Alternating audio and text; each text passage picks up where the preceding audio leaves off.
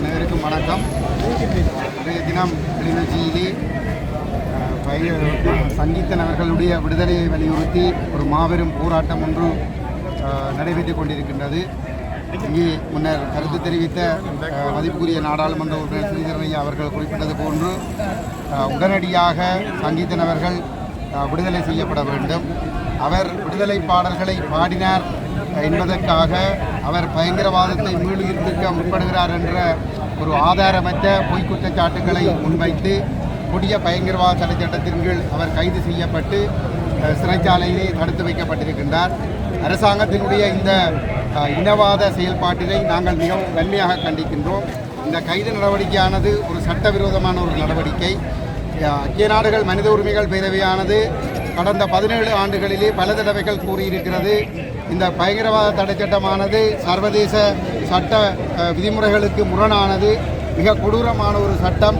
இந்த சட்டம் முழுமையாக நீக்கப்பட வேண்டும் என்று கூறி வந்திருக்கின்றது.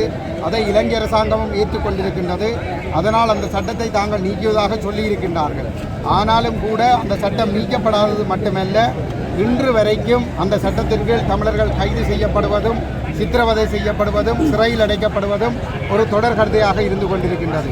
அதனுடைய ஒரு அங்கமாகத்தான் சங்கீதன் அவர்கள் பாடலை பாடினார் என்பதற்காக கைது செய்யப்பட்டு அதே சட்டத்தின் கீழே அடைத்து வைக்கப்பட்டிருக்கின்றார். ஆனால் இதே அனுரகுமார திசாநாயக்காவுக்கு இன்னும் தமிழர்களை கொன்று அவர்களுடைய குருதியை குடிக்க வேண்டும், அவர்களுடைய அழிவு செய்தியை கேட்டு ரசிக்க வேண்டும் என்கின்ற அந்த வெறி அடங்கவில்லையா என்கின்ற ஒரு கேள்விதான் இருக்கின்றது. ஏனென்று சொன்னால் கடந்த காலத்திலே விடுதலை புலிகள் ஒரு சமநிலையை உருவாக்கி அதனூடாக ஒரு பேச்சுவார்த்தையை உருவாக்கி அந்த பேச்சுவார்த்தை ஊடாக ஒரு தீர்வை காண்பதற்காக முயற்சி செய்து கொண்டிருந்த பொழுது சிங்கள கிராமங்கள் மத்தியிலே சென்று சிங்கள இளைஞர்களை உசுப்பேற்றி சிங்கள இளைஞர்களை போருக்கு தயார்படுத்தி மீண்டும் 2006 ஒரு கொடிய போரை தமிழர்கள் மீது திணித்து அந்த போரின் மூலமாக முள்ளிவாய்க்கால் வரையிலே 1.5 லட்சம் மக்கள் அழிக்கப்படுவதிலே பிரதான சூத்திரதாரியாக இருந்து செயல்பட்ட ஜேவிபியும் அதிலே அனுரகுமாரவுக்கு ஒரு பாரிய பங்கிருக்கிறது. அதிலே 1.5 லட்சம் தமிழர்களுடைய ரத்தம் சிந்திய பொழுது அவர் அதிலே மனமகிழ்ந்திருந்தார். அதுதான் போதாதென்று தமிழர்களுடைய உணர்வுகளை பேசி பேசி பதவி பெற்றுக் கொண்ட பிற்பாடு இன்று மீண்டும் அதே பயங்கரவாத தடைச்சட்டத்தை பயன்படுத்தி தமிழர்களை சிறையில் அடைக்க முற்படுகிறார் என்று சொன்னால் தமிழர்களுடைய அழிவிலே தமிழர்களுடைய சித்திரவதையிலே அவர் இன்பம் காண முயற்சிக்கிறாரா என்கின்ற ஒரு கேள்வி இருக்கிறது. கடந்த ஜனாதிபதி தேர்தலிலும் பாராளுமன்ற தேர்தலின் போதும் வல்வெட்டித்துறையிலே தேசிய தலைவர் பிரபாகரன் அவர்களுடைய மண்ணிலே பாரிய பொதுக்கூட்டங்களை போட்டு அங்கே தேசிய தலைவருடைய பாடல்களை பாடி அந்த மாவீரர்களுடைய பாடல்களையும் வசனங்களையும் பாடி அந்த மாவீரர் துயிலும் இல்லங்களை திருத்துவோம், பார்வதி அம்மாவுக்கு சிலை வைப்போம், தேசிய தலைவருக்கு சிலை வைப்போம் என்றெல்லாம் கூறி மக்களை நம்ப வைத்து அந்த செயல்பாடுகள் எல்லாம் ஒரு சட்டபூர்வமான செயல்பாடு, அந்த செயல்பாடுகளை செய்வதற்கு தாங்களே முன்னின்று செயல்படுவோம் என்று அவருடைய கட்சி சார்ந்தவர்கள் இந்த மக்களுக்கு வாக்குறுதிகளை கொடுத்துத்தான் அந்த வாக்குகளை இவர்கள் பெற்றிருந்தார்கள். அவ்வாறு பதவிக்கு வந்த பிற்பாடு இன்று எங்களுடைய இளைஞர்கள் இந்த பாடல்களை பாடுகின்ற பொழுது அவர்களை பயங்கரவாதிகளாக முத்திரகுத்தி சிறையில் அடைப்பது என்பது எந்த வகையிலும் ஏற்றுக்கொள்ள முடியாத ஒரு விடயம். இதிலும் குறிப்பாக இங்கே ஒரு விடயத்தை நான் சுட்டிக்காட்ட விரும்புகிறேன். கடந்த 17 ஆண்டுகளிலே யுத்தத்திற்கு பிற்பாடு ஐக்கிய நாடுகள் மனித உரிமைகள் பேரவையிலே இலங்கை அரசு இழைத்த போர்க்குற்றங்கள் தொடர்பாக தீர்மானங்கள் கொண்டு வரப்பட்டிருந்தது. அந்த சந்தர்ப்பத்திலே நாங்கள் எங்களுக்கு இனப்படுகொலை நடந்திருக்கிறது, இந்த இனப்படுகொலைக்கு ஒரு சர்வதேச விசாரணை வேண்டும் என்று கேட்டிருந்தோம். அதே போன்று உள்ளக விசாரணையிலே நம்பிக்கை இல்லை என்று சொல்லியிருந்தோம். அந்த சந்தர்ப்பத்திலே இலங்கை அரசு ஐநா மனித உரிமைகள் பேரவைக்கு அறிக்கையிட்டது எப்படி என்று சொன்னால், நினைவு கூறுகின்ற சுதந்திரத்தை வழங்கி இருக்கிறோம், மாவீரர்களை நினைவு கூறுகின்ற சுதந்திரத்தை வழங்கி இருக்கிறோம், ஒன்று கூடும் சுதந்திரம், பேச்சு சுதந்திரம், ஊடக சுதந்திரம் வழங்கி இருக்கிறோம், மீள்குடியேற்றத்தை நாங்கள் அனுமதித்திருக்கிறோம், முன்னாள் போராளிகளை விடுதலை செய்திருக்கிறோம் என்று சொல்லி இவ்வாறான விஷயங்களை சொல்லித்தான் பொறுப்பு கூறல் தொடர்பாக போர்க்குற்றங்கள் இனப்படுகொலை குற்றங்கள் தொடர்பான விசாரணைகள் எதுவும் இல்லாமல் அதே நேரத்திலே வலிந்து காணாமல் ஆக்கப்பட்டவர்கள் இராணுவத்தினருடைய கைகளிலே ஒப்படைக்கப்பட்ட பின்னர் காணாமல் ஆக்கப்பட்டவர்களுக்கு எந்த பொறுப்பு கூறலும் இல்லாமலே இவர்கள் கால நீடிப்பை பெற்றுக் கொண்டார்கள். அன்று இந்த செயல்பாடுகள் எல்லாவற்றையும் தாங்கள் மக்களுக்கு அனுமதித்திருக்கிறோம் என்று கூறி அவர்கள் அந்த வாய்ப்புகளை, இந்த கால நீடிப்பை பெற்றுக் கொண்டவர்கள், உள்ள விசாரணைக்கான வாய்ப்பை பெற்றுக் கொண்டவர்கள், சர்வதேச விசாரணையிலிருந்து தப்பித்துக் கொண்டவர்கள், அந்த சந்தர்ப்பங்கள் எல்லாம் கடந்து சென்று அந்த ஆட்சியாளர்கள் எல்லாம் அந்த ஆட்சியில் இருந்து வெளியேறிய பிற்பாடு இன்று அந்த போரோடு எந்தவித சம்பந்தமும் இல்லை என்கின்ற ஒரு தோற்றத்தோடு வந்திருந்து கொண்டு எங்களுடைய மக்கள் இவர்களால் அனுமதிக்கப்பட்ட செயல்பாடுகளில் ஈடுபடுகின்ற பொழுதே இன்று பயங்கரவாதிகளாக சித்தரிக்கப்படுகின்றார்கள். சரி, சங்கீதன் ஒரு புறம், மறுபுறத்திலே ஃபாதர் ஜீவந்த பீரிஸ் கொழும்பிலே அவர் ஒரு பெரும்பான்மை இனத்தைச் சேர்ந்த ஒரு கிறிஸ்தவ மதகுரு. அவர் இந்த ஈழத்து தமிழ் மக்களுக்காக, தமிழ் மக்கள் மீது இலங்கை அரசு மேற்கொண்டதொரு இனப்படுகொலை என்பதை கடந்த மே தினம் மே 18 அங்கே ஒரு உரையிலே நிகழ்விலே உரையாற்றியிருந்தார்.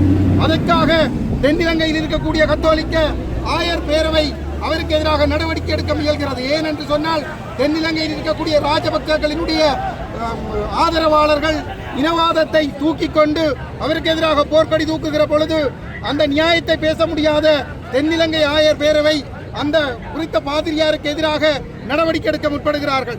போலீசிலே முறைப்பாடுகள் செய்யப்பட்டிருக்கிறது. போலீசார் அவரிடம் வாக்குமூலம் பெறுகின்றார்கள். என்று சொன்னால், ஒரு பெரும்பான்மை இனத்தைச் சேர்ந்த ஒரு பாதிரியார் இந்த நாட்டிலே சக குடிமக்களுக்கு நடந்த உண்மையை வெளிப்படுத்தினால் அது பயங்கரவாதம் என்று இன்று இந்த அனுர அரசால் ஒரு விசாரணை என்ற கோணத்திலே அவருக்கு அச்சுறுத்தல் விடுக்கப்பட முடியும் என்று சொன்னால், இந்த 17 ஆண்டுகளிலே ஐக்கிய நாடுகள் மனித உரிமைகள் பேரவை ஊடாக தமிழ் மக்களுக்கு இலங்கை அரசு வழங்கியது என்ன என்கின்ற ஒரு பாரிய கேள்வி இருக்கின்றது. எங்களுடைய மக்கள் புரிந்து கொள்ள வேண்டும். இந்த சந்தர்ப்பத்திலாவது நாங்கள் விழிப்படைந்து எங்கள் இந்த பேரினவாதத்திலிருந்து நாங்கள் விடுபட வேண்டுமாக இருந்தால், எங்களுடைய தேசம் அங்கீகரிக்கப்படுகிற ஒரு சுயநிர்ணய உரிமை அங்கீகரிக்கப்படுகிற ஒரு சுயாட்சியை, ஒரு சமஷ்டி ஆட்சியை நாங்கள் பெற்றுக்கொள்வதற்கு நாங்கள் எல்லோரும் தயாராகி கொள்ள வேண்டும். அரசு கொண்டு வர இருக்கிற ஏக்கியராட்சி வரவை நாங்கள் நிராகரித்துக் கொள்ள வேண்டும். ஒற்றை ஆட்சிக்குள் நாங்கள் இருப்போமாக இருந்தால் இன்னும் பல ஆயிரம் இளைஞர்கள் கைது செய்யப்படுவார்கள், பல ஆயிரம் இளைஞர்கள் கைது செய்யப்படுவார்கள். ஆகவே நாங்கள் எல்லோரும் இந்த இடத்துல இந்த யதார்த்தத்தை விளங்கிக் கொண்டு தொடர்ந்து இந்த சங்கீதன் உட்பட அரசியல் கைதிகளுடைய விடுதலைக்காக போராடுகின்ற அதே நேரத்திலே ஒரு நிரந்தர அரசியல் விடுதலைக்காகவும் நாங்கள் எல்லோரும் எங்களை தயார்படுத்திக் கொள்ள வேண்டும் என்று இந்த இடத்திலே கேட்டுக்கொள்கிறேன். நன்றி. இன்று சங்கீதன் நடந்த நாளை எங்களுக்கு நடக்கும்.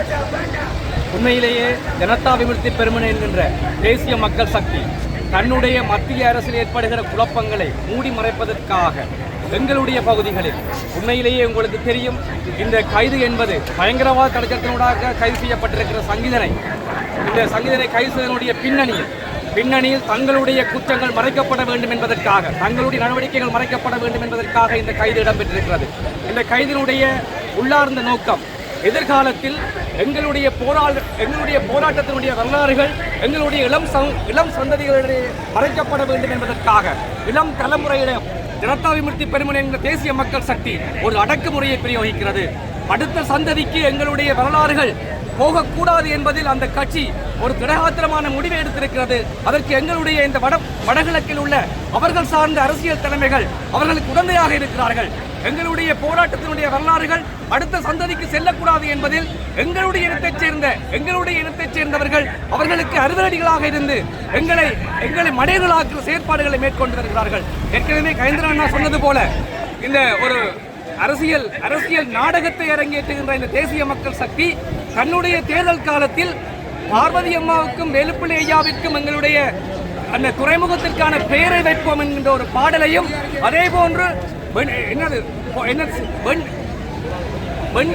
வெண்கல சிலை ஒன்று எங்களுடைய தலைவருக்குரிய வெண்கல சிலை ஒன்றை நாங்கள் அமைப்போம் என்கின்ற அந்த பாடலை வெளியிட்டு எங்களுடைய மக்களுடைய வாக்குகளை எவ்வாறு கவர முடியும் என்பதற்காக தங்களுடைய தேசிய மக்கள் சக்தி அரங்கேற்றி இருக்கிறது. அரங்கேற்றி காலங்கள் கடந்த பின்னர் இளம் தலைமுறையிடம் செல்லுகின்ற போராட்டத்தினுடைய வரலாற்றினுடைய எங்களுடைய ஓர்மத்தை வெளிப்படுத்துகின்ற பாடலை ரத்து செய்து தாங்கள் வாக்கு வாங்க வேண்டும் என்பதற்காக தங்களுடைய பிரச்சாரங்களை மேற்கொள்ள முடியும். எங்களுடைய உணர்வுகளை நாங்கள் ஆத்மார்த்தமாக வெளிப்படுத்த முடியாத ஒரு அடக்குமுறையை இந்த அரசு பிரயோகித்திருக்கிறது. இது தாங்கள் செய்ய முடியும், தங்களுடைய தாங்கள் சார்ந்த அரசியல் தலைமைகள், தங்களுடைய பாராளுமன்ற உறுப்பினர்கள் இவற்றை சமாளிப்பதற்காக பல கருத்துக்களை இனி கூறிக்கொண்டு வருவார்கள். உங்களுக்கு தெரியும், நேற்று மாலையே கூற வலிக்கிட்டு விட்டார்கள். தங்களுடைய பிழையை மறைப்பதற்காக எங்கள் இனத்தை வைத்துக் கொண்டு அந்த கோடாலி காம்புகள் என்ன செய்கிறார்கள் என்று சொன்னால், எங்களுக்கு அதாவது அவருடைய கருத்துக்கள் எங்களுடைய மக்களை மீண்டும் திருப்பக்கூடிய வகையில், அதாவது கைது பிழைதான் என்கின்றது போல அவர்கள் சார்ந்த பாராளுமன்ற உறுப்பினர்களே கதைக்க வலிக்கிட்டு விட்டார்கள்.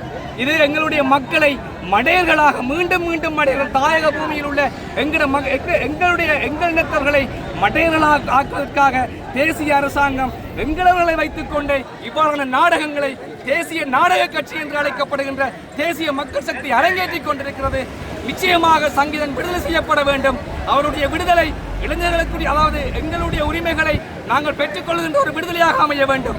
நாளை நாங்களும் கதைக்க முடியாத மௌனிகளாக நாங்கள் ஆக்கப்படுவோம். எனவே சங்கீதனுடைய விடுதலையை இளைஞர்கள் சார்பாக, வடகிழக்கு தாயக பூமியினுடைய இளைஞர்கள் சார்பாக நாங்கள் அன்று அரசிடம் வலியுறுத்த விரும்புகிறோம். இவருடைய விடுதலை நிச்சயமாக காலம் தாழ்த்தப்படாமல் இவருடைய விடுதலை உறுதி செய்யப்பட வேண்டும் என்பதை இளைஞர்கள் சார்பாக கேட்டுக்கொள்ள விரும்புகிறோம். நன்றி.